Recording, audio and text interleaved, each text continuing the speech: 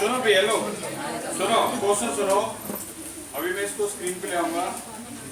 School का नाम है रुक्मिणी, सॉरी रुक्मिणी देवी पब्लिक स्कूल। और इस स्कूल ने जो पेपर दिया था उस पेपर के हिसाब से जो पहला क्वेश्चन है वो कुछ ये था। देखो भाई, बिल्कुल रैंडम हम स्ट्रक्चर ऑफ एटम की बात करेंगे, कोई डाउट ही नहीं, इसी चैप्टर की प्रैक्टिस होगी। हम आज की क्लास में क्वांटम नंबर जो है ये भी खत्म कर देंगे, क्वांटम नंबर। और एक सबसे स्पेशल, तुम्हारी क्लास में आगो प्रिंसिपल खत्म हो गया, इस वाली इसमें संडे क्लास में आगो न्यू है ना, तो इसका मतलब पॉली और आगो ये दो रह गए, पॉली एक्सक्लूजन और आगो। हंट्स रूल जो है वो तो हो गया था खत्म, ठीक है, हंट्स रूल तो खत्म है। तो देखिए पहला क्वेश्चन लिखो, ए फोटोन, क्वेश्चन की वैल्यू जो है ना वो लिख लो। ए फोटोन ऑफ वेवलेंथ, एक फोटोन है उसकी वेवलेंथ है 4 × 10⁻⁷। और एक मेटल से स्ट्राइक हुई वेव फंक्शन, इसका पता लगा हमें 2.13 इलेक्ट्रॉन वोल्ट। 2.13 इलेक्ट्रॉन वोल्ट पहला क्वेश्चन है। बताओ एनर्जी ऑफ फोटोन, और वो भी किसमें, इलेक्ट्रॉन वोल्ट में, क्या होगी। स्टार्ट हो जाओ।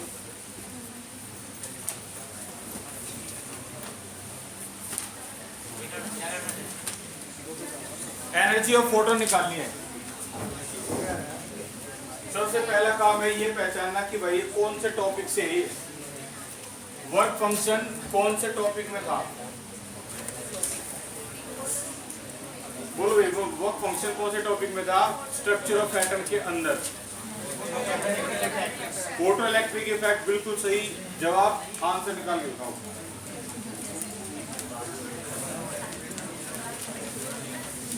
स्टार्ट हो जाओ।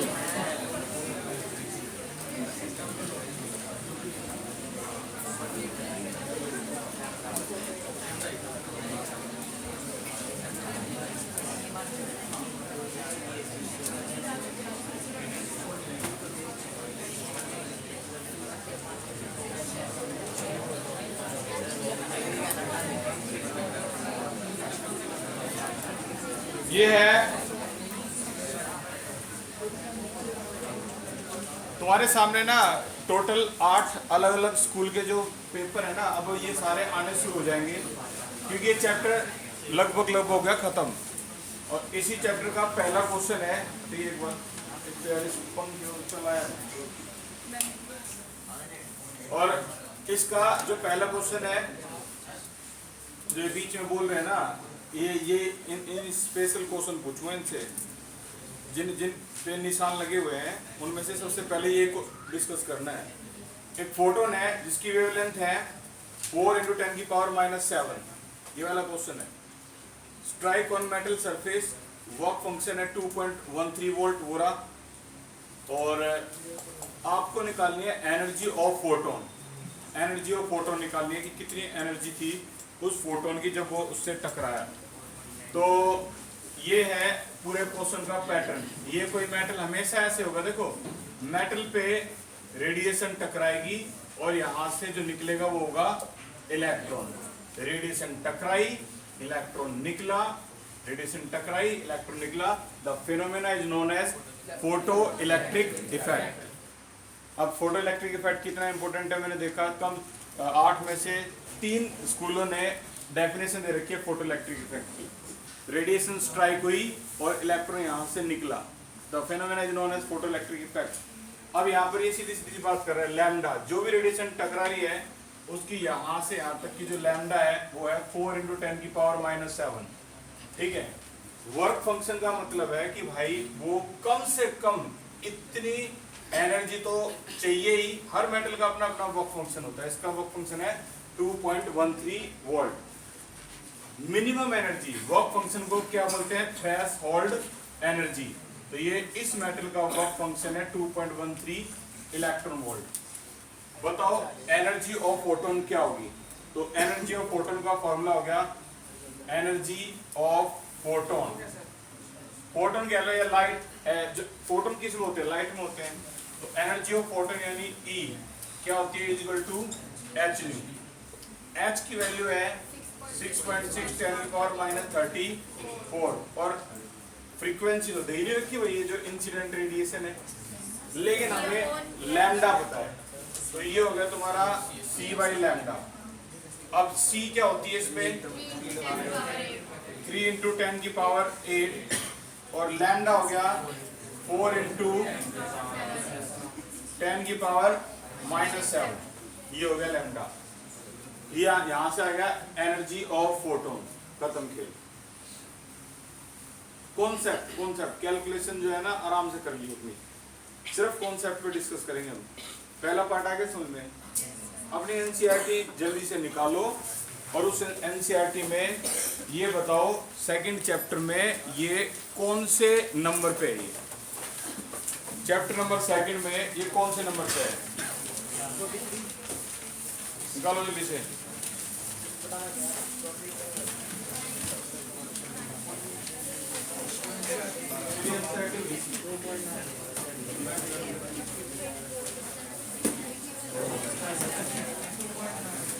निशान लगा लो भाई 2.9 एनसीईआरटी 2.9। ये क्वेश्चन रुक्मिणी देवी ने दे दिया और जो दिया भाई वो बिल्कुल एक्यूरेट दिया। ये आने लायक भी है, डिजर्व भी है, और पहले निशान भी लगा रखा होगा।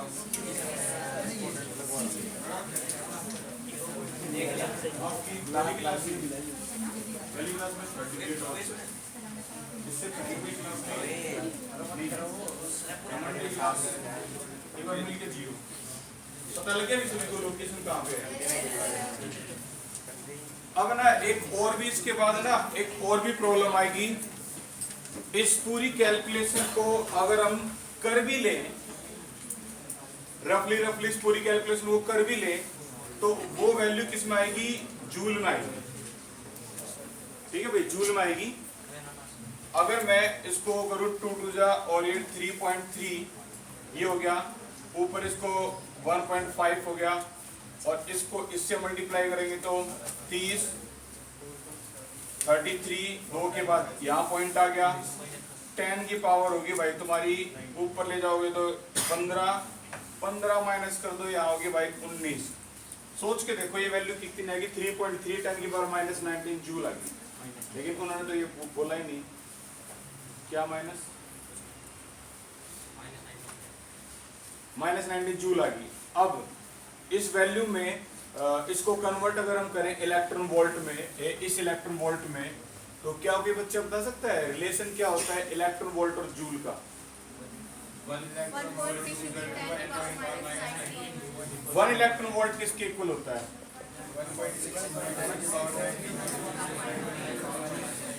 अब देखिए एक बार, ये इलेक्ट्रॉन वोल्ट और जूल में रिलेशन है। ठीक है, हमारी वैल्यू किस में आई हुई है? जूल में आई हुई है, और हमें चाहिए किसमें? इलेक्ट्रॉन वोल्ट में चाहिए। तो इस वैल्यू को क्या तुम इलेक्ट्रॉन वोल्ट में चेंज कर दोगे? क्या करोगे? डिवाइड करोगे, मल्टीप्लाई करोगे? डिवाइड करो भाई, इसको इससे डिवाइड कर दो, खेल खत्म। वैल्यू आ गई 1, जो भी वैल्यू आएगी वो इलेक्ट्रॉन वोल्ट में आएगी। कोई बता सकता है अप्रोक्स कितनी आएगी? ना देखो, सुनो भाई, ये भी सुन लो। ऐसे तो तुम फिर बच्चों की तरह वहां पर फंसोगे। 1.6 10 की power -19 joule equal to 1 electron volt. 1 joule किसके इक्वल होता है? 1/1.6 10 की पावर -19 इलेक्ट्रॉन वोल्ट। और हमें कितना जूल चाहिए? ये तो 3.3 10 की पावर -19, तो इसको सीधा मल्टीप्लाई करेंगे यहाँ पे, ये हो जाएगा आपका 3.3 10 की पावर -19, और ये जो वैल्यू आएगी वो इलेक्ट्रॉन वोल्ट में आ जाएगी। जो भी इलेक्ट्रॉन वोल्ट आएगी, मेरे ख्याल में ये है ना 2 उसके बाद बताओ ना, 2 पॉइंट के बाद है 2.06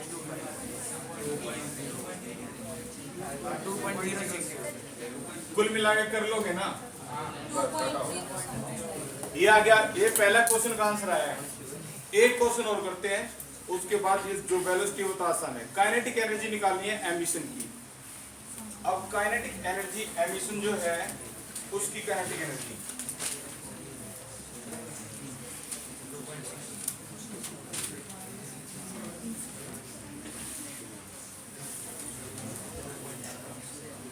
चलो भी, काइनेटिक एनर्जी जो इलेक्ट्रॉन निकल के भागा है ना वो किस एनर्जी के साथ भागा है ये बताना है। तो एच न्यू माइनस में h nu naught is equal to क्या होती है काइनेटिक एनर्जी। अब एच न्यू की जो वैल्यू है मतलब इसे क्या बोलते हैं वर्क फंक्शन, और वर्क फंक्शन तो पहले पता है कितना दे रखा है पूरा 2.13। और ये जो एनर्जी है जो अभी अभी हमने निकाली है वो यहाँ पे आ गई, और कितनी 2.06 माइनस करेंगे तो ये काइनेटिक एनर्जी आ गई। इसमें कुछ ना कुछ जो गलतियां हैं वो बताइए भी क्या गलतियां, मेरे ख्याल में 3.1 के आसपास भी होगी। एनर्जी तो यही है, मान लेते हैं, देखो मान लेते हैं ये वैल्यू आई है वो 3.1 आई है, माइनस करके जो भी आंसर आएगा वो आ गया तुम्हारा काइनेटिक एनर्जी। ये वाला फॉर्मूला बताइए क्या किसका फॉर्मूला है? तो ठीक है, किस टॉपिक का फॉर्मूला है भाई? तुम्हें डरना चाहिए, ये फॉर्मूला फोटो इलेक्ट्रिक इफेक्ट का फॉर्मूला है, ठीक है ना। और ये खास फॉर्मूला है फोटो इलेक्ट्रिक इफेक्ट का, h nu minus h nu naught is equal to kinetic energy. कुछ ही, मैं ये नहीं कह रहा कि इस चैप्टर को ना, ये चैप्टर बदनाम है दो चीजों की वजह से, एक तो स्पेक्ट्रम की वजह से और उसके न्यूमेरिकल की वजह से, n1 n2 के जो न्यूमेरिकल है उसकी वजह से। बस इन्हीं टॉपिक की वजह से ना ये ना आसान से टॉपिक भी बच्चे ना सोचते हैं मुश्किल है। फोटो इलेक्ट्रिक इफेक्ट देखो एग्जाम में आएगा, अभी तो एक स्कूल दिखाया है, बैक टू बैक स्कूल देखी होगी, ठीक है ना, ये तो एग्जाम में आएगा। और इसकी एक्यूरेट कैलकुलेशन एक बार जरूर घर पे देख लेना, ये क्वेश्चन हमने नोट्स में किया है, एक्यूरेट कैलकुलेशन देख लियो एक बार, ठीक है। निशान तो लगा ही लिया होगा। अगले क्वेश्चन का आंसर बताओ भी, पहला इसका ये पहला क्वेश्चन, ये ऑप्शनल है। The nucleus of atom consist of proton and A B C या डी? ए करेक्ट आंसर है, चलो एक नंबर आ गया। अगला क्वेश्चन, इनमें से कौन सा पेयर आइसोबार है? आइसोबार बताना है, ये चार ऑप्शन है। आइसोबार बिल्कुल सही, सी इसका आइसोबार है। आइसो एक तो होता है आइसोटॉप और एक होता है आइसोबार। आइसोटॉप जो है उसमें सेम एटॉमिक नंबर, सीधी सी बात है। आइसोटॉप में नीचे वाली जो वैल्यू है ये सेम होती है और ऊपर वाली क्या होती है, डिफरेंट। लेकिन आइसोबार में इसी का उल्टा हो जाएगा, इसमें ऊपर वाली वैल्यू सेम होगी। देखो यहाँ पे कैल्शियम, ये ऊपर वाली वैल्यू तो होगी भाई सेम और नीचे वाली होगी डिफरेंट, ये 19 है और ये 20 है। तो ये अगर ऊपर वाली वैल्यू सेम हो जाए और नीचे वाली अलग हो जाए तो ये क्या हो गया तुम्हारा आइसोबार। करेक्ट आंसर था इसका सी पार्ट। अगला, ये आज ही की क्लास में डिस्कस होंगे आज ये, which of the following is not permissible? इनमें से कौन सा इम्पॉसिबल है? सी इम्पॉसिबल है, बिकॉज ऐसा कभी हो ही नहीं सकता कि एन और एल की वैल्यू क्या हो जाए, सेम हो जाए। ये कौन सा टॉपिक है कोई बताएगा? ये क्वांटम नंबर, और आज की क्लास में वो ये क्वांटम नंबर। अच्छा, सी ऑप्शन करेक्ट है, ये तो बात सबको पता है। एक बार हाथ खड़े करियो, कितने ऐसे बच्चे जिनको एक्यूरेट पता है कि सी ऑप्शन क्यों करेक्ट है? हैंड रेज करियो। मतलब सी ऑप्शन करेक्ट है, कितने बच्चे इसमें कॉन्फिडेंट है हाँ भी सी ऑप्शन करेक्ट है? बस यही, बाकी क्वांटम नंबर सब सर से बाहर। आज की क्लास इसका मतलब खास है। अगला क्वेश्चन बताओ भाई, अबाउ प्रिंसिपल में कौन सा,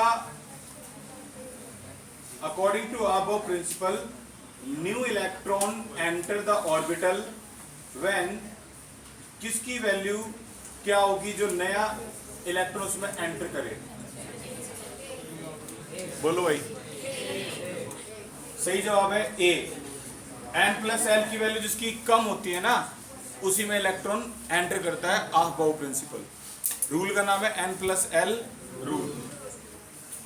और आगे अगर हम चले इसमें एक और question, the modern periodic table, हालांकि चैप्टर नंबर 3 से है, लेकिन बताइए the modern periodic table comma the period indicate the value of, जो पीरियड है वो किसको? सी प्रिंसिपल क्वांटम नंबर, n की वैल्यू इंडिकेट करती है पीरियड को। ये भी हो गया। और देखते हैं इनके स्कूल ने क्या क्या पूछा था। न्यूमेरिकल तो पता लग गया। ये देखो, what is spin quantum number, आज की क्लास में होगा।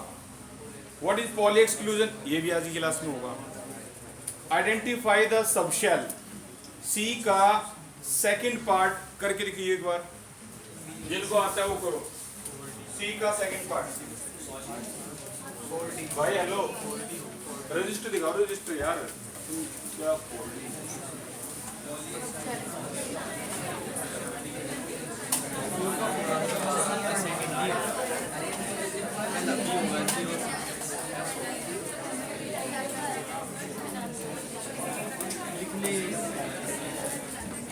जिसे जो आता है ना वो करो, गलत गलत जैसा भी हो करके दिखाओ।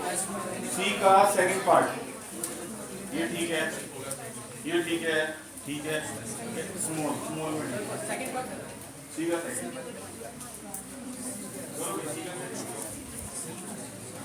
का लेता है,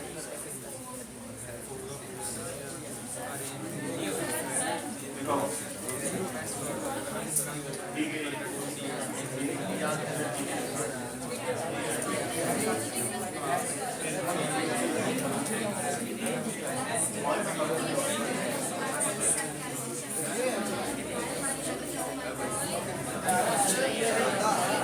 चलो ठीक है। सी का थर्ड पार्ट करियो, सी का थर्ड, सी का रजिस्टर दिखाओ, ये ठीक है।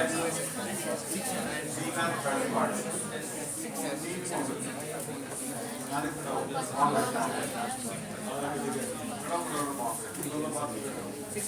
अगली बार को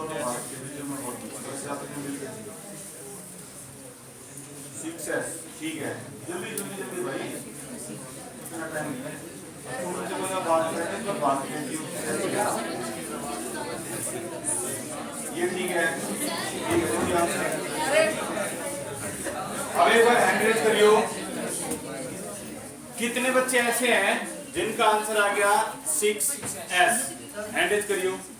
ठीक है, यानी क्वांटम नंबर में कुछ हालात तो ठीक है, कितने ज्यादा खराब हालत नहीं है, और आज सारे हालात ठीक हो जाएंगे। ओके, इस क्वेश्चन को भी ध्यान से देख लो। इसका 19 का क्वेश्चन है ये, the energy associated with the first orbit, पहली ऑर्बिट की एनर्जी इन्होंने दे रखी है और पूछ रहे हैं बताओ फिफ्थ ऑर्बिट की एनर्जी क्या होगी। ये की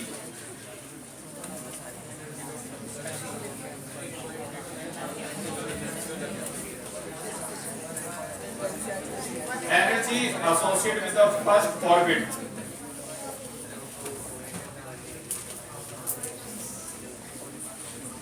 अब बताओ एनर्जी एसोसिएट, ये तो फर्स्ट ऑर्बिट की एनर्जी है, फिफ्थ ऑर्बिट की एनर्जी क्या होगी ये पूछ रहा है। और फिर से भाई आंसर बोलना मत, अपने रजिस्टर दिखाओ यार। तुम ना जो रूल तोड़ रहे हो ना, ये एक एक करके जितने जो एक असामाजिक तत्व बैठे ना यहाँ पे, एक एक करके बाहर भेजूंगा मैं, तुम फिर समझ पाओगे चीजों को।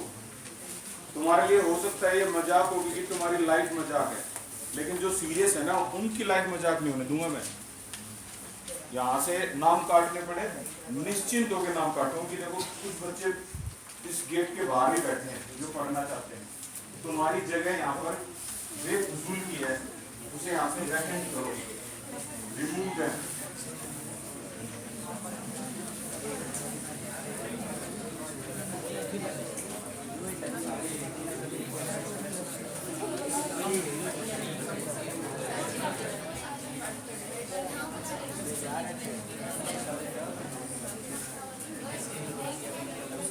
एनसीईआरटी की हेल्प लेनी पड़े तो अपना फॉर्मूला देख लो, तो तुम्हें इसकी हेल्प तो नहीं लेनी चाहिए थी, फिर भी लेनी पड़े तो अपना फॉर्मूला देख लो।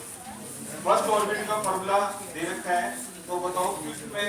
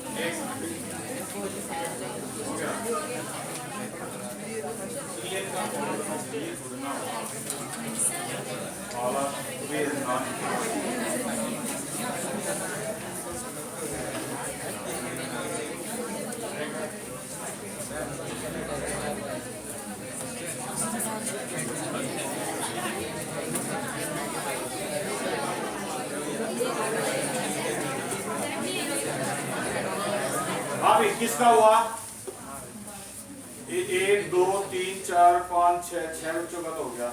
और बाकी देखो ऐसा है, सुनो मैं तुम्हें कुछ सीरियस बात करता हूँ। वो क्या रहा है, जितने बच्चे यहाँ बैठे हुए हैं ना, इतने ही बच्चे या इससे थोड़े से ज़्यादा बच्चे वो अपने घर पे बैठे हुए हैं।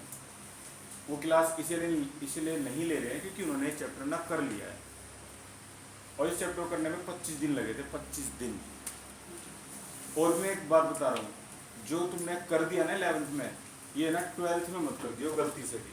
11th में तो चल जाता है काम, 12th में सीधा सीधा मोहर लगेगी, तुम्हारी एक मार्कशीट बनेगी। तो मार्कशीट दिखने में ना ग्रीनिश कलर की होती है, 12th कलर की सीबीएसई की मार्क, जिन्होंने नहीं देखी हो बता दो। रेड कलर की होती है तुम्हारी 10th में मिलती है, 10th में मिली होगी सभी को। रेडिश कलर की है कैसी है सीबीएसई की, मिलेगी, बढ़िया ना मिली, उसका कोई यूज भी नहीं था। जिसकी मिल गई हो उसे फाड़ के फेंक दो, उसका कोई यूज नहीं है, बस पासपोर्ट के टाइम पे यूज होगा बस एक बार, as a date of birth certificate.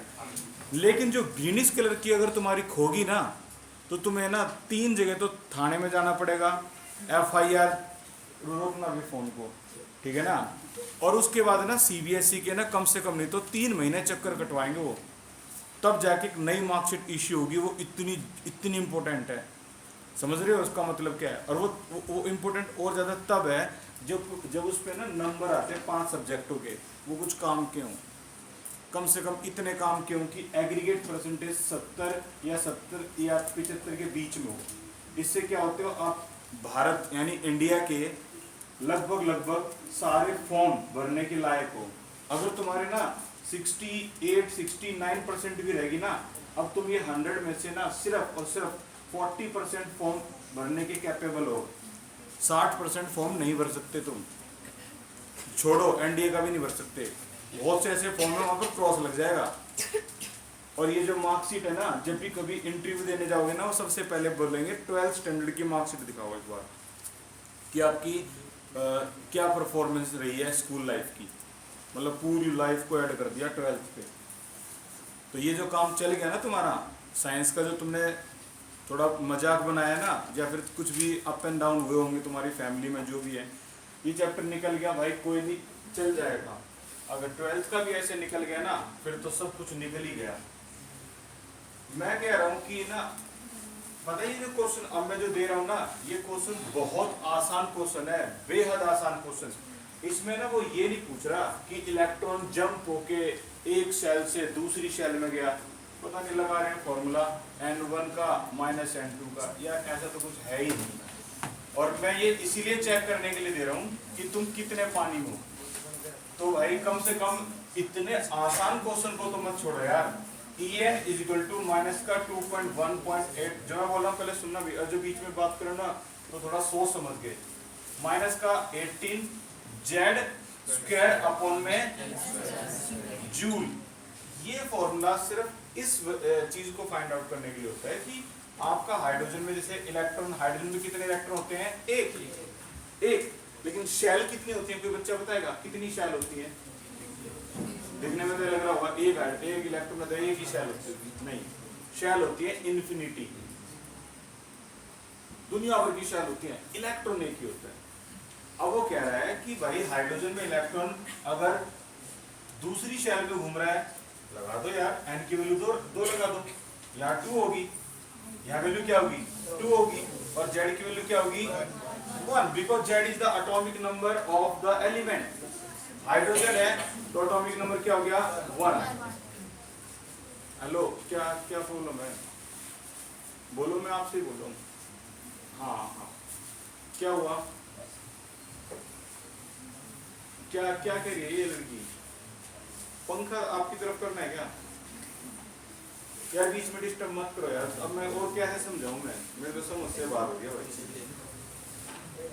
Out of league जा रहे हो भाई तुम, सही बता रहा हूँ। ये देखो सेकंड है तो n की वैल्यू क्या आ जाएगी यहाँ पे? सेकंड, यहाँ कर दो सेकंड। जेड की वैल्यू क्या होगी अगर ये हाइड्रोजन है तो बताइए? 1, क्योंकि जेड में एटॉमिक नंबर 1 होता है। लो भाई 1 का स्क्वायर आ गया तुम्हारे यहाँ पे, 2 नंबर आ गए। कुछ था इसमें, मेन चीज है फॉर्मूला। अब इस क्वेश्चन में क्या पूछ रहे हैं वो कि 5th में अगर है तो क्या होगा? भाई 5th में तो ये हो जाएगा, यहाँ क्या हो जाएगा? 5 का स्क्वायर। अब ये भी हाइड्रोजन ही है तो 1 का स्क्वायर, कैलकुलेशन कर लो, जूल में वैल्यू आ गई, ये हो जाता है। जो भी है, जो भी वैल्यू जूल में आई। और ऐसा ही क्वेश्चन है कि अगर इलेक्ट्रॉन सेकंड में घूम रहा है तो बताओ इसकी रेडियस क्या है? अगर इलेक्ट्रॉन 5 में घूम रहा है तो बताओ, 5 में घूम रहा है, जाहिर सी बात है, 1 2 3 4 और 5, तो यहाँ घूम रहा है तो इसकी रेडियस क्या है? उसके लिए फॉर्मूला बोहर ने दिया था, ये वाला फॉर्मूला भी बोहर ने दिया था। सिंपल यार, Rn इज इक्वल टू क्या होता है? 52.9 n स्क्वायर अपॉन में जेड, और ये हो गया आपका पिकोमीटर। ये फॉर्मूला है। इलेक्ट्रॉन कहीं घूम रहा हो आप उसकी रेडियस बता सकते हो, बोहर का दिया हुआ फॉर्मूला। अब यहाँ इलेक्ट्रॉन फिलहाल किस में घूम रहा है भाई? 5 में घूम रहा है, तो बता दो यार n की वैल्यू क्या होगी? 5 होगी, 5 का स्क्वायर हो गया। और जेड क्या होता है? Atomic number. हाइड्रोजन का कितना होता है? Atomic number 1। अब मैंने तब भी बताया था, अब भी बता रहा हूं मैं कि ना ये फॉर्मूला एनसीईआरटी में 2 जगह पे दिया हुआ है, एक एग्जाम्पल में, एक एक्सरसाइज में, और इन्हीं 2 जगह में से क्वेश्चन आता है। ये जो इनके स्कूल ने क्वेश्चन किया वो एक्सरसाइज का क्वेश्चन है, इसे एक बार जल्दी से ढूंढो। ये एक्सरसाइज में कौन से नंबर पे है? ढूंढो भाई। 2.16 क्वेश्चन नंबर 16 को देख लो भाई, जल्दी से एक बार देख लो। Question number 16। और भैया तुम ना एनसीईआरटी लेके आया करो, तू भी एनसीईआरटी नहीं लाया, तू भी नहीं लाया। तेरा नाम क्या है? दीपांशु। दक्ष कौन है? स्कूल कौन जाता है? दीपांशु। ये भी एनसीईआरटी को ले आता, क्या है इस बैग में? एनसीईआरटी लाया करो भाई तुम अपनी। अगला पढ़ना है क्या? ये explain the following in brief. Photo electric effect, black body radiation, ये आते हैं, कॉमन चीजें हैं ये। एक और हाइजेनबर्ग अनसर्टेनिटी प्रिंसिपल, ये आते हैं, तुम्हारे सामने भी आएंगे जो भी पेपर हो रहा है। तो कम से कम यार, something is better than nothing. अगर तुम्हें बचना है तो कम से कम, नहीं तो इसमें चैप्टर नंबर 2 में टोटल जितने भी टॉपिक है ना, 50 टॉपिक के करीब मान के चलो एक बार। 50 टॉपिक है, छोटे मोटे सब काउंट कर देता हूँ। उनमें से 10 टॉपिक तो कर जाओ यार। उन 10 में से 3 टॉपिक तुम्हारे एग्जाम में आ जाएंगे, दो तो रेडार से बाहर रहेंगे, क्योंकि सारा चैप्टर थोड़ा ना कराया। 10 तो कर जाओ। उसमें से एक ये था ब्लैक बॉडी रेडिएशन, एक तो ब्लैक बॉडी रेडिएशन हो गया। मैं कोशिश कर रहा हूँ तुम्हारी हेल्प हो जाए। लिखना एक बार, नंबर 1 ब्लैक बॉडी रेडिएशन, लिख लिया भाई? नंबर 2 पे लिखियो फोटो इलेक्ट्रिक इफेक्ट, नंबर 3 पे लिखियो हाइजेनबर्ग अनसर्टेनिटी प्रिंसिपल। जिसे स्पेलिंग भी नहीं आती तो भाई ये है स्पेलिंग, हाइजेनबर्ग अनसर्टेनिटी प्रिंसिपल।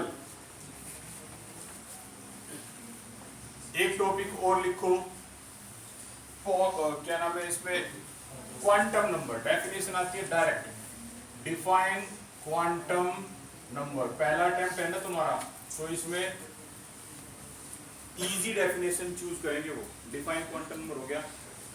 अगले लिखो पॉली एक्सक्लूजन प्रिंसिपल।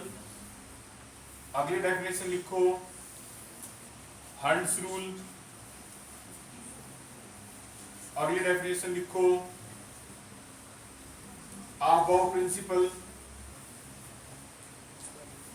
अबाव सिर्फ डेफिनेशन की बात कर रहा हूं अभी मैं।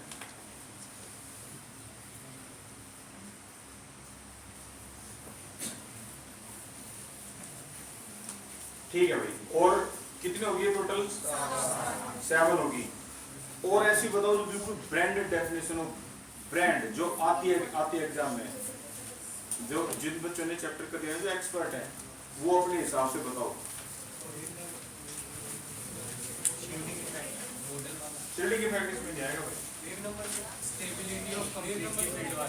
स्टेबिलिटी ऑफ वो तो यार पता है लेवल होते हैं, एक इजी लेवल, एक वो तो मॉडरेट लेवल में आता है। रीजनिंग क्वेश्चन है, what is the cause of stability of D5,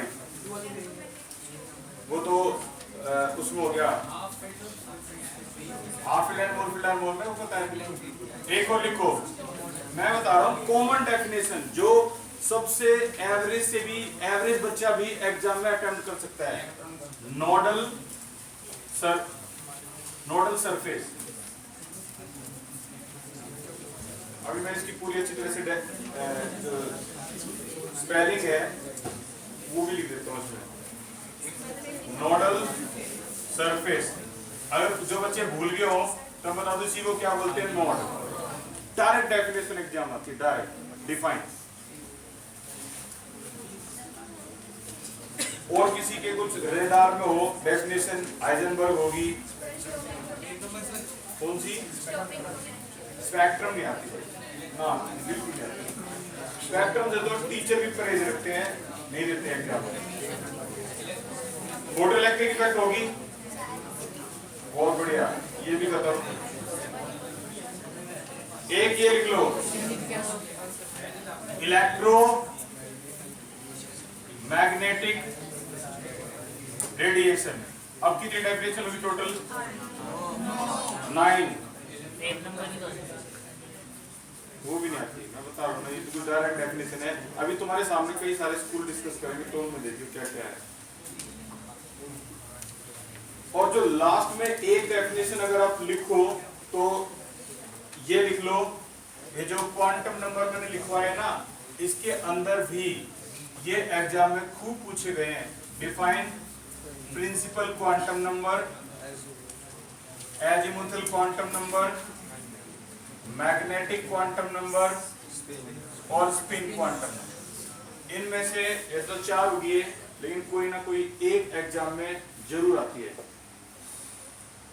सारे जो पेपर है ओवरव्यू कर लोगे ना, तुम्हें पता लग जाएगा कि कितने कितने ऐसे हैं जो एग्जाम। तो 10 है यार, कम से कम ये तो करके चले जाओ, ठीक है ना, ये तो कम से कम करके जाओ एग्जाम में जो तुम जा रहे हो। 10 में से इस बात की पूरी गारंटी है कि 10 में से 2 कम से कम आएंगी। तुम कोई भी पेपर उठाओ जो अलग अलग स्कूल का है। वैसे बताना कितने स्कूल हैं जिन्होंने जिनके पेपर हो चुके हैं। एक तो DAV का हो गया है, एक रुक्मणी देवी पब्लिक स्कूल का हो गया है, JMV का हो गया है, और बोलो जिनका हो चुका है पेपर। LK का हो गया है, आपका स्कूल LK का है। आप मेरे आपके पास अभी है क्वेश्चन पेपर? नहीं, मेरे पास ना आज ही PDF सेंड कर देना, या क्वेश्चन के फोटो सेंड कर देना, मैं PDF बना लूंगा। और कोई किसका हो गया है? DPS का हो गया है। तो यार इतने भयंकर भयंकर स्कूल हमारे पास है, हमें पता ही नहीं भाई। DPS का जो हुआ है उसका क्वेश्चन पेपर अभी है आपके पास? अभी नहीं है, घर पे है ना। स्पेशल आपका नाम यशिका, आपका नाम वैभव, घर पे ना मेरे पास फोटो सेंड करियो, मैं उसकी PDF बना दिया, PDF सेंड कर दियो। एक स्कूल हो रहा है यार, इसका हो गया है, श्री राम शिक्षा मंदिर का हो गया। हाँ बिल्कुल हो गया, ये हो गया। और ये तो रहेगा यार, सेंट जोन रह गया, इसका भी हो गया, इसका भी पेपर दिया है मेरे पास। 1 2 3 4 5 6 7। और किसका हुआ है? नेशनल पब्लिक स्कूल का हो गया, SWS, ठीक है। नेशनल का हो गया भाई, हो गया। तो बोलते क्यों ना यार, तो बोलते क्यों नहीं तुम? Raise your voice. केवी का हो गया, केवी का नहीं हुआ मैं मेरे पास। अच्छा वो 12th क्लास का केवी है, ठीक है, पक्का नहीं हुआ ना। 12th क्लास का केवी है, फिर इसका मतलब मेरे पास यार इतनी लिस्ट है हमारे पास। कुर्ती वर्ल्ड भाई मेरे पास क्वेश्चन सेंड करना, सेंट जोन का है, नेशनल पब्लिक स्कूल है पेपर, ये फाड़ के फेंक दिया, पक्का है ना। और कौन कौन है NPS में, नेशनल में, और कौन कौन है? द ओनली स्टूडेंट, तो भाई पक्का भेजियो मेरे पास। DPS वैभव, यशिका 1 2 3 4, रुक्मणी देवी का यही है। DAV का कौन कौन है स्टूडेंट? DAV का यहाँ पे भाई किसी इतने सारे स्टूडेंट बैठे हो, केमिस्ट्री का पेपर ले रहा है कोई? तुम्हारे घर वाले आए ना बेटे, याद रखियो दीपांशु। DAV का ना कौन मेरे पास भेजेगा पेपर घर पे जाके? विकास के पास है, ठीक है। विकास एक रेस्पॉन्सिबल लड़का है, विकास। तो ये मेरे पास भेज दियो जरूर, और फिर हम इस पे ना पूरी की पूरी डिटेल एनालिसिस करेंगे एक बार और थोड़ी सी डिटेल, और फिर मैं जो शुरू करना है ना वो शुरू करवाऊंगी, उसमें ज्यादा टाइम लगेगा ना। ओके, JMB SSL रीजन भी बहुत जल्दी करने वाले हम।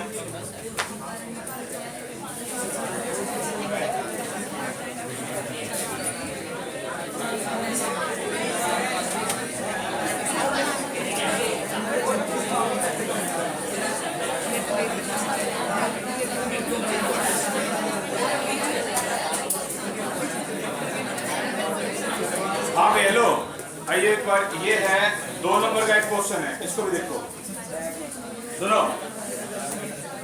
सुनो भाई सुनो, सबसे बड़ा चैलेंज होता है चैप्टर नंबर 2 में ये पहचानना कि ये इसमें कौन सा फॉर्मूला लगेगा। जिस बच्चे को ये पता लग जाए ना कौन सा फॉर्मूला लगेगा, अपना आना हैंड रेज करिए। ये माइक्रोस मैं सिर्फ रीड कर रहा हूँ उसको, ये सारे पेपर में आज ही व्हाट्सएप ग्रुप में डाल दूंगा, सारे जितने भी मेरे पास आएंगे सारे व्हाट्सएप ग्रुप में जाएंगे। Microscope using suitable photon is employed to locate an electron in an atom at a distance of 0.1 angstrom. What is the uncertainty involved in the measurement of its well? मैंने कहा hand raise भाई. What is the uncertainty involved in the measurement of its velocity? Hand raise कर दो भाई. Prince बहुत बढ़िया. और कोई? The only student in the room. बहुत बढ़िया. आरती, श्रद्धा। पहला काम है ये पहचानना फॉर्मूला कौन सा लगेगा, और कुछ ही वर्ड हैं जो बता देते हैं ये वाला फॉर्मूला लगेगा। बताइए आरती। हाइजेनबर्ग अनसर्टेनिटी प्रिंसिपल, और पहचानने का तरीका भी है, ये है पहचानने का तरीका अनसर्टेनिटी। तुम्हें क्या लगा ये पूरा क्वेश्चन पढ़, ऐसे पूरा क्वेश्चन पढ़ेगा, मैं भी पता नहीं लगा पाऊंगा कौन सा है। अब जब यही पता लग गया कि ये हाइजेनबर्ग अनसर्टेनिटी है, पता क्या हुआ, इस क्वेश्चन की ना हवा निकल गई होगा। ये तुम्हारे लिए JMB एक दमदार पेपर बनाने वाले स्कूलों में से एक है, जो जिसके पेपर का एक स्टैंडर्ड है। जब वो ऐसा क्वेश्चन दे रहा है, इसके सारे क्वेश्चन देख लिए मैंने सारे के सारे, और तुम्हारे सामने भी रखने वाला हूँ मैं बहुत जल्दी, क्योंकि ये चैप्टर में सिर्फ एक ही थ्योरी रहेगी, मॉलिक्यूलर ऑर्बिटल। उसके बाद जितना टाइम है ना हमारे पास उसका इतना जबरदस्त यूटिलाइजेशन करेंगे। देखो भाई, Heisenberg uncertainty principle, delta x is into में m delta v is equal to h upon में, बस यही तो फॉर्मूला था। अब ना इसमें ना बोल रहे हैं डिस्टेंस दे रखी है 0 पॉइंट, बोलेगा नहीं बीच में कोई नहीं बोलेगा, सुनते रहो बस। डिस्टेंस दे रखी है 0.1 एंगस्ट्रॉम एंड उन्होंने सीधा सीधा बोल दिया अनसर्टेनिटी इन वेलोसिटी, ये रहा वेलोसिटी निकालो यानी डेल्टा वी निकालो और डिस्टेंस दे रखी है। बस मैं तुम्हें बता रहा हूं इनकी औकात, इन क्वेश्चंस की औकात बता रहा हूं। वो तुम्हें ऐसे क्वेश्चन नहीं देने वाले N1 और N2 वाले पहले अटेम्प्ट में। अच्छे की हवा खराब होती है देख के, एमिशन और एब्जॉर्प्शन स्पेक्ट्रम पे क्वेश्चन आ रहे ना अच्छे की। मैं फिर बता रहा हूँ उन्हीं क्वेश्चन की वजह से ये बेचारे बदनाम है सारे, और कुछ भी नहीं है ये। देखना एक बार डिस्टेंस का क्या मतलब होता है, डिस्टेंस का मतलब होता है डेल्टा एक्स, हर बार का काम है हर बार। अब जब डेल्टा एक्स दे दिया 0.1 एंगस्ट्रॉम होता है 10 की पावर माइनस 9, बिल्कुल 10। मास किसका, इलेक्ट्रॉन का, 9.1 10 की पावर माइनस 31 इनटू में वेलोसिटी निकालनी है, h की वैल्यू होती है 6.6 10 की पावर 34 डिवाइड बाई 4 इनटू में 3. ये निकालना है, बाकी सब गिवन है, बाकी सब गिवन है। और क्वेश्चन को ना कई स्टूडेंट तो लमसम कैलकुलेशन के हिसाब से ऐसे भी खत्म करते हैं, जैसे डिवाइड बाई क्या है यहाँ पे 0.1 10 की पावर माइनस 10, 9.1 10 की पावर माइनस 31, तो इसको 9.1 को 9 मान लेते हैं, 3 से सीधा कट गया 3 3 जा 32.2, ठीक है ना। और सारी की एक और वैल्यू रहेगी यहाँ पे, एक तो रह गया 4 और एक रह गया 3.14, सारी वैल्यू पुट अप कर दी। आप लमसम कैलकुलेशन का यूज कर सकते हो और बता सकते हो एंड में डेल्टा वी मीटर पर सेकंड क्या है। अब अगर इस कैलकुलेशन को थोड़ी देर के लिए मैं पेंडिंग रख दूं तो डेल्टा एक्स क्या होती है, डिस्टेंस जो वैल्यू दे रखी है, और डेल्टा वी क्या होती है, वेलोसिटी जो फाइंड आउट करनी है। और एक बात और भी मैं तुम्हें थोड़ी राज की बात करता हूँ, हाइजेनबर्ग अनसर्टेनिटी प्रिंसिपल में 2 ही वैल्यू होती है असल में। ये फार्मूला तो माइंड पे ना स्ट्रेस डालने के लिए है। एच दे, अरे एच क्या दे दिया यार, एच तो कॉमन है 6.6 10 की पावर माइनस 34, पाई दे दिया, पाई दे दिया बहुत बड़ा हो गया 3.14, एम दे दिया, एम ढूंढ रहे हैं बच्चे कहाँ है क्वेश्चन में एम, यार एम क्यों, इलेक्ट्रॉन, इलेक्ट्रॉन का मास फिक्स होता है और वो हर बार फिक्स होगा, ठीक है ना। तो अब इसके हिसाब से जब ये वैल्यू ही 2 है तो कुछ राइज क्वेश्चन में ये क्वेश्चन गया खत्म। अगर कोई कह रहा ना मेरे पे कैलकुलेशन होती, अरे इतना करके छोड़ दो, 1.5 तो मिल गए, तुम तो पूरा छोड़ रहे थे इसको, ठीक है ना। तो स्टेप के नंबर होते हैं, स्टेप के नंबर, वैल्यू क्या क्या लिखे इन चीज के नंबर। तो मेंटली जो प्रेशर बना रखा है भाई उसको माइंड में से रिलीज कर लो। अगले 15 मिनट अब ट्यूशन है, किसी का और कोई ट्यूशन है भाई नहीं है ना, तो शांति से बैठ जाइए और सुनते रहिए मेरी बात। लिखो क्वांटम नंबर, क्वांटम नंबर लिखो भाई। और ये जितने भी स्कूल है सारे अपना कंट्रीब्यूशन दो, हेल्प करो, ठीक है ना। क्योंकि हम अगर ना, अगर हम एक साथ मिलके काम करें ना तो सभी को पता लग जाएगा हमारे पेपर में क्या क्या आने वाला है। अभी शुरुआत हुई भी, तो मैं दिखाऊंगा हर स्कूल कॉमन चीजें दे रहा है, हर स्कूल कॉमन, वो भी वही दे रहा है, वो भी वही दे रहा है, वो भी वही दे रहा है। और जो अब 27 तारीख को 22 तारीख को है, 27 को है, वो भी वही देंगे सेम। ये जो अभी फोटो का क्वेश्चन करवाया था ना जिसको तुमने इग्नोर कर दिया 2.13 वोल्ट इलेक्ट्रॉन वोल्ट, मैं तुम्हें 27 तारीख को दिखाऊंगा तुम्हारे स्कूल में प्रिंट। देखियो तुम इसी न्यूमेरिकल को देखियो, 100 न्यूमेरिकल में से एक न्यूमेरिकल उठाया मैंने बस, 100 न्यूमेरिकल है टोटल इस चैप्टर में 100, और उनमें से एक बता रहा हूँ, और 10 डेफिनेशन बताई है तुम्हारे सामने आज। इन 10 में से कम से कम 2 आएंगी, कितनी आ सकती है, 3 भी आ सकती है। अच्छा, इसके बारे में तो सब जानते होंगे, ये अभी भी रहस्य है, क्रोमियम और कॉपर, इनकी इलेक्ट्रॉनिक कॉन्फ़िगरेशन आएगी, ये भी फिक्स है, ये भी फिक्स है। या तो क्रोमियम की या फिर कंफर्म आएगी 27 तारीख को। 27 तारीख का पेपर सबसे इंटरेस्टिंग पेपर होगा, मजा आएगा देखने में, पेपर ही देखने में मजा आ जाएगा।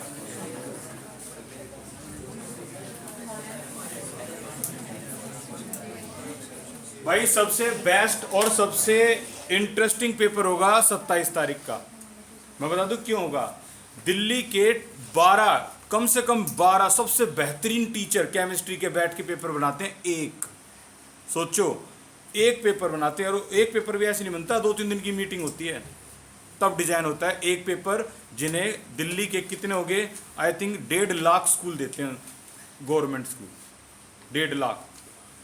हमारे नरेले में 22 स्कूल है गवर्नमेंट, पता है 22 गवर्नमेंट स्कूल है। तो कहने का मतलब यह है कि 27 तारीख का पेपर तो भाई स्क्रीन पे चलना चाहिए। क्या 12 बेहतरीन प्रोफेसर डिजाइन करते हैं, सबसे टॉप है दिल्ली के। तो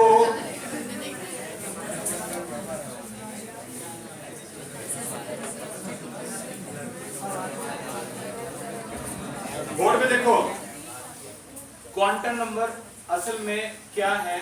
जैसे मैंने बताया था कि अगर किसी अर्थ, ये अर्थ है और भाई ये एटम है, दिखने में दोनों की शक्ल एक जैसी। एटम को थोड़ा जूम कर दो, अर्थ बन जाएगी, थोड़ा क्या ज्यादा जूम कर दो, एटम को अर्थ बन जाएगी, दोनों है अर्थ ऐसे। और इसमें जो इलेक्ट्रॉन डिस्ट्रीब्यूटेड है ना, वो वैसे ही डिस्ट्रीब्यूटेड है जैसे अर्थ में अलग। अर्थ में कितने लोग हैं भाई, लिख देता हूं मैं। अर्थ में लोग हैं 700 बहुत है ना, 7 लिख देते हैं, 7 लोग हैं, 7 लोग हैं अर्थ में, 7 बिलियन लोग अर्थ में। वैसे ही हमारे एटम में ना, किसी एटम में कम तो किसी एटम में ज्यादा, ठीक है ना, करके मैक्सिमम टू मैक्सिमम कितने हो सकते हैं हमारे एटम में, 118 इलेक्ट्रॉन हो सकते हैं, क्योंकि 118 एलिमेंट है, 118 मैक्सिमम हो सकते हैं। लेकिन हमें तो थोड़े बहुत के साथ खेल खेलना है। तो मैं जो चीजें अब बताऊं वो ध्यान से सुनना।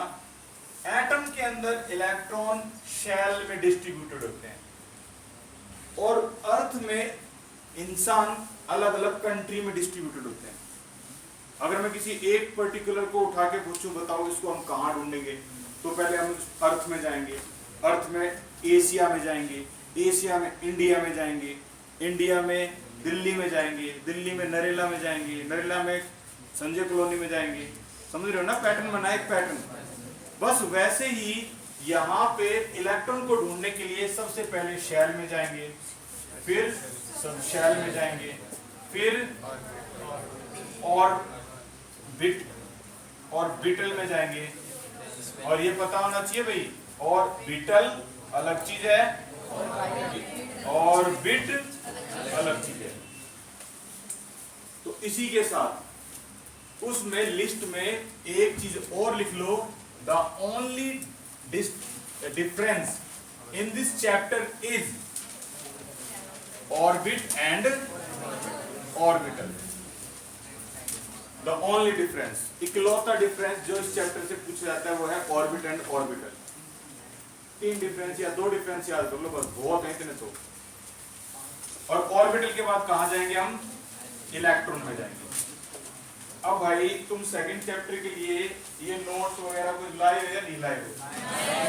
तो लाए तो भाई बहुत बढ़िया काम कर दिया तुमने। अब जल्दी से डेफिनेशन में एक एक करके रीड कर रहा हूं और स्टार्ट करते हैं इसको। देखो भी, सबसे पहले क्वांटम नंबर किसे कहते हैं? क्वांटम नंबर एक ऐसा सेट होता है 4 नंबर का, पेज नंबर 14, क्वांटम नंबर।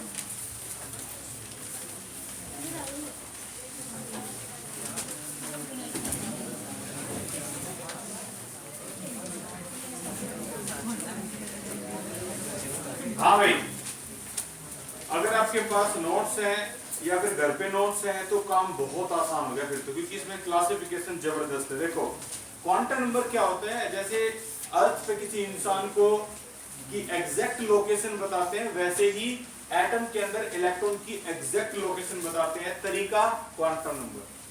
तो इन्होंने बोला है ये एक 4 नंबर का एक ऐसा सेट है with the help of which we can get the complete information about all the electron in the atom. ये कितने तरह के होते हैं? ये 4 तरह के होते हैं। लड़कों में पहला नाम बोलियो, प्रिंसिपल क्वांटम नंबर, स्पेलिंग वही होगी जो तुम्हारे स्कूल का प्रिंसिपल है। लड़कियों में दूसरे का नाम बोलियो, एजीमुथल क्वांटम नंबर, और ये इसकी स्पेलिंग होगी। लड़कों में तीसरा बोलियो, मैग्नेटिक क्वांटम नंबर, इसकी डेफिनेशन होगी। लड़कियों में स्पिन क्वांटम नंबर। ये है principal quantum number, azimuthal quantum number, magnetic और स्पिन। हर किसी की डेफिनेशन एग्जाम में लिखनी हो ना, एक एक वर्ड है और कुछ नहीं है, या हद मार लो तो 2 वर्ड है, मैक्सिमम 2 वर्ड है बस। जैसे प्रिंसिपल के लिए 2 वर्ड याद कर लो, खेल खत्म। एक तो साइज और एक शेल, बस ये 2 वर्ड हो गए, डेफिनेशन खत्म। हुआ बना रखा है क्या है जिसके डेफिनेशन में साइज और शेल ही तो बताता, तो कुछ बताते ही नहीं है। हम तो यही लिखेंगे अपनी डेफिनेशन में। तो देखो डेफिनेशन प्रिंसिपल की क्या होगी।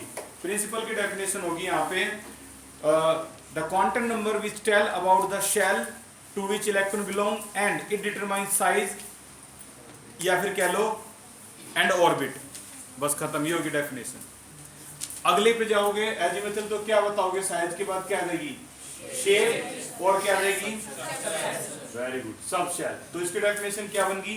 The quantum number which determine shape of the various subshell, या फिर shape and also determine the subshell present in the shell.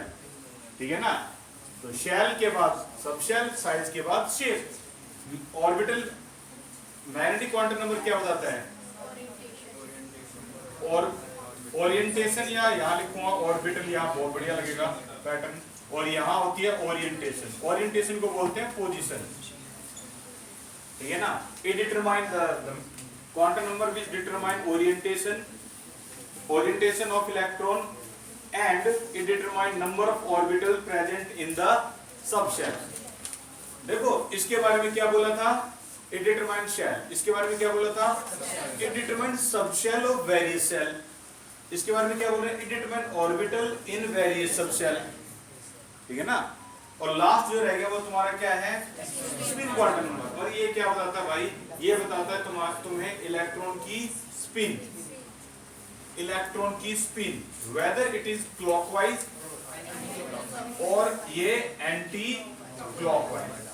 बस ये इलेक्ट्रॉन की स्पिन बताता है, क्या ये क्लॉकवाइज है, एंटी क्लॉकवाइज है। लो 4 डेफिनेशन खत्म होगी। जो मैं बता रहा था ना टॉप 10 डेफिनेशन, उनमें से 4 डेफिनेशन तो इन्हीं 2 वर्ड आएगी।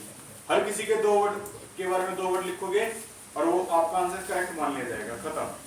अब इसमें जो मेरे पास अवेलेबल टाइम है उसमें देखो एक बार प्रिंसिपल क्वांटम नंबर के बारे में। प्रिंसिपल क्वांटम नंबर के बारे में सिर्फ इतना बताया गया है कि ये ना साइज और शेल के बारे में इंफॉर्मेशन देता है और कुछ नहीं यार, बिल्कुल नकली इंफॉर्मेशन। क्या इंफॉर्मेशन दे दी इसमें? 1 2 3, मान लो इलेक्ट्रॉन घूम रहा है तीसरे में, तो कह रहा है ये साइज कैसे बताएगा भाई? अरे साइज कुछ नहीं होता, वो न्यूक्लियस से इसकी दूरी को बोलते हैं, रेडियस को बोलते हैं साइज। बोला है समझ में? अब अगर ये खत्म हो गया प्रिंसिपल क्वांटम नंबर, तो अगले नंबर पे आता है एजीमुथल क्वांटम नंबर। अब मैं थोड़ी सी ना इसमें इमेजिनेशन में ले जाता हूँ, क्योंकि 9th 10th की क्लास में जो हमने पढ़ा था वो तो ये पढ़ा था, ये देख लो ये होता है एटम और इलेक्ट्रॉन घूमते हैं सर्कल में घूमते हैं। लेकिन ये इतना आसान थोड़ी ना है कि इलेक्ट्रॉन सर्कल में घूम गए और भाई इलेक्ट्रॉन की लोकेशन पता लग गई और बन गए तुम डॉक्टर। ये इतना आसान नहीं है। ये थोड़ा सा इसके बाद ये 3 चीजें और भी होती हैं। पहली चीज तो सभी को बता दी 9th 10th में, बाकी 3 चीजें आती हैं एकदम से 11th क्लास में। क्या होती है? पहली में आती है आपकी सिर्फ और सिर्फ S, दूसरे में आता है आपका S और P। मैं सिर्फ दूसरे तक ही बताऊं कि ज्यादा कॉम्प्लिकेटेड डायग्राम हम बोर्ड पे बना भी नहीं सकते। तो दूसरे में क्या आता है? S की शेप क्या होती है? स्फेरिकल। लास्ट क्लास में हमने एटॉमिक ऑर्बिटल में सिर्फ शेप पढ़ी थी, याद है? S orbital, P orbital, D orbital. D orbital की शेप होती हो क्लोवर लीफ और एक डोनट, ठीक है ना। तो देखो पहली में एस की शेप होती है, एस की, तो दूसरी की तुम्हें एस दिख रहा है, दूसरे का दिख रहा है, दूसरे के अंदर पी भी है, तो पी कैसे बनाऊं भाई मैं, 1 2 और 3, बस ये ऐसा डायग्राम बनता है। अब देखो जरा ध्यान से, अब आई इसके अगली स्टेप की बारी। अब दूसरे शेल को देखो ध्यान से, क्या उसके अंदर तुम्हें स्फेरिकल एस दिख रहा है, ये रहा, और एस में कितने इलेक्ट्रॉन होते हैं, मैक्सिमम 2। तो ये जो स्फेरिकल है, मैं यहाँ पे इलेक्ट्रॉन दिखा रहा हूँ, तो पी में कितने होते हैं मैक्सिमम, 6। तो पी के 6 में कहाँ दिखाऊं, क्या यहाँ दिखा दूं, क्या यहाँ दिखा दूं, तो गलत हो गया ना, यहाँ होते ही नहीं। कहाँ होते हैं, ये जो पत्ते बना रखे हैं ना डंबल, यहाँ होते हैं 1 2, एक डंबल में 2 इलेक्ट्रॉन, तो यहाँ 1 2, फिर यहाँ भी 1 2। अब एक बार सारे काउंट करना, कितने हो गए, 8 हो गए। ये चक्कर है। अब एजीमुथल क्वांटम नंबर हमें क्या बताता है, सबशेल, शेप ओरिएंटेशन इलेक्ट्रॉन तो हटा दो यहाँ से, ये तो जर्नल बातें हैं, मेन बातें तो ये 3 है। सबशेल, तो अब हम देखो दूसरी क्या है, शेल है, और ये एस और पी क्या है, सबशेल है, यानी 2 के अंदर भी क्या होते हैं, सबशेल होते हैं। इन्हें हम बोलते हैं S subshell, P subshell, D subshell. और इस पी सबशेल के डब्बे कितने होते हैं, 3, यानी पी सबशेल के भी अंदर घुस गया। और उन डब्बों में से एक डब्बे को क्या बोलते हैं, लो यहां तक आगे, ठीक है। और इन ऑर्बिटल के अंदर भी, और अंदर जाओ, क्या होते हैं, इलेक्ट्रॉन। और इलेक्ट्रॉन कैसे होते हैं, एक डब्बे के अंदर 2 इलेक्ट्रॉन, और वो भी कैसे, एक क्लॉकवाइज और एक लेफ्ट वाला क्लॉक, तो राइट वाला। तो अभी जो तुमने माइंड में एक मैप बनाया, वो ये बनाया कि सेकंड शेल के अंदर होता है सबशेल, सबशेल के अंदर होते हैं ऑर्बिटल, 3 डब्बे ऑर्बिटल के अंदर क्या होते हैं, इलेक्ट्रॉन, क्लॉक और एंटी क्लॉक पैटर्न। कुछ ये पैटर्न है क्वांटम नंबर का, ठीक है। अब जो भी क्लास होगी, जैसे हम इस क्लास को खत्म करेंगे ना, मॉलिक्यूलर ऑर्बिटल थ्योरी, तो मैं जितना भी टाइम बचेगा इन पे डिस्कस करने में लगा दूंगा। अगले संडे को फिर से रिजर्व रही होगी।